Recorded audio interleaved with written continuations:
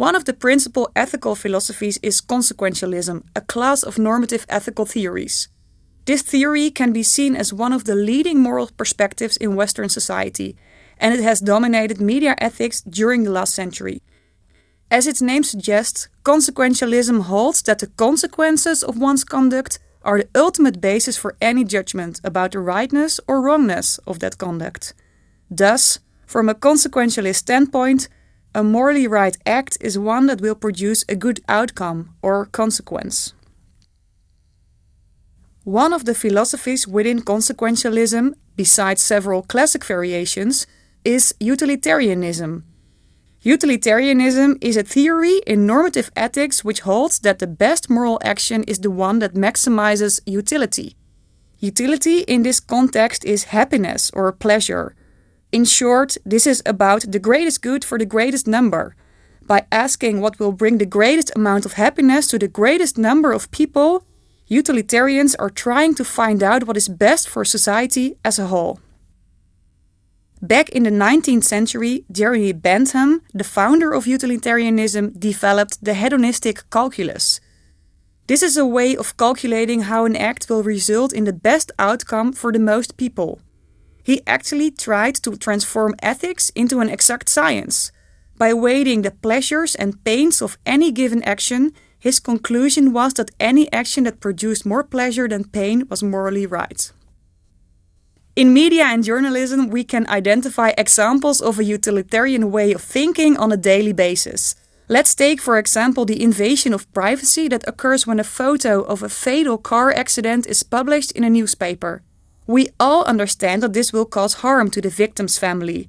But at the same time, it is perceived as very important to inform the public about this accident and to warn them about risky behavior. John Stuart Mill expanded this concept of utility to include not only the quantity, but also the quality of pleasure. He stated that people are completely free to make their own choices, as long as their actions don't harm others. Mill argued that, to be completely happy, we have to be free and independent. But unlike Bentham, he doesn't agree that happiness can be calculated. Some forms of happiness are more worthy than others. So his viewpoint on utilitarianism is more qualitative than quantitative. Utility is thus defined by Mill as happiness with the absence of pain. And in order for the action to be moral, it must be the optimal choice in increasing utility and minimizing pain. For most people, this way of thinking about happiness sounds quite logical and wonderful, and the utilitarian idea therefore dominated the landscape of moral philosophy. But there are some famous critics on this way of thinking. One of these critics is John Rawls. We will be exploring his perspective on utilitarianism in the next clip. We will also apply the ideas of consequentialism and utilitarianism to our current media environment.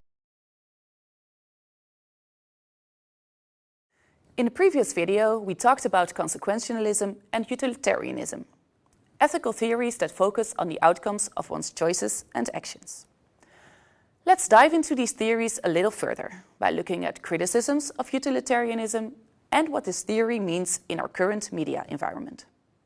One of the most famous criticisms of utilitarianism came from John Rawls, who is perhaps the most important political philosopher of the 20th century. His book, A Theory of Justice, published in 1971, is a classic.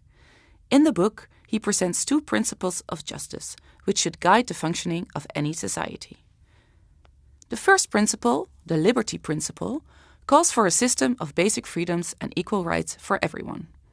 Consider, for instance, the principles of freedom of speech, the pursuit of happiness, and political liberty. Political liberty means that everyone with similar skills and motivations should be able to vote and run for office, regardless of their social class. Rawls' second principle is the difference principle. This principle states that societal inequalities can be justified, as long as they are to the benefit of the least well-off and of society as a whole. So while utilitarianism justifies principles by asking what is best for the greatest number of people, Rawls places justice for all above utility as the most important goal in society. John Rawls also developed a thinking tool for coming to the most socially justifiable solution, especially when we have to make decisions about dividing resources. The veil of ignorance. According to Rawls, we can come to the fairest decisions if we use all our knowledge about the world and our rational thinking skills, but at the same time ignore who we are as a person. So try this with me. Forget your age, gender, race, intelligence, health, wealth, and forget the country where you were born. How would you divide resources if there is a possibility that you are one of the poor or unhealthy? Probably in a way that would benefit the least well off, right? Another criticism of utilitarianism came from philosopher and the third president of the United States of America, Thomas Jefferson. Jefferson warned that being too utilitarian could result in the tyranny of the majority. If you let people decide on what is best for the majority of people, this could result in paternalistic, racist, or sexist worldviews and practices that benefit the majority but harm minorities. Let's now take a look at what consequentialism and utilitarianism could look like in our current media climate. With the rise of technological devices, such as computers and smartphones, we are now able to look up any type of information at any moment and be in constant contact with others. This has empowered us and made us smarter than ever before, and has resulted in many benefits for many people. From a consequentialist or utilitarian viewpoint, this seems to be a good development, right? Well, some people have argued that it can lead to cybercentrism. Cybercentrism refers to prioritizing tools over the environment. It also means placing efficiency and convenience above moral concerns and values, such as trust, human contact, privacy, and safety. It has also been said we might become technological determinists, where the mere use of technology may become the greatest good for the greatest number of people, and we might lose track of the possible harm it does to others. Related to this is the so-called knowledge gap, a negative consequence of media technology that creates and increases inequalities between people in terms of knowledge. Those who already have access to knowledge can increase such knowledge through technology, whereas those who do not have access to knowledge stay behind. Examples of such harm and possible solutions are further discussed in another part of our MOOC, which deals with communication ethics in practice.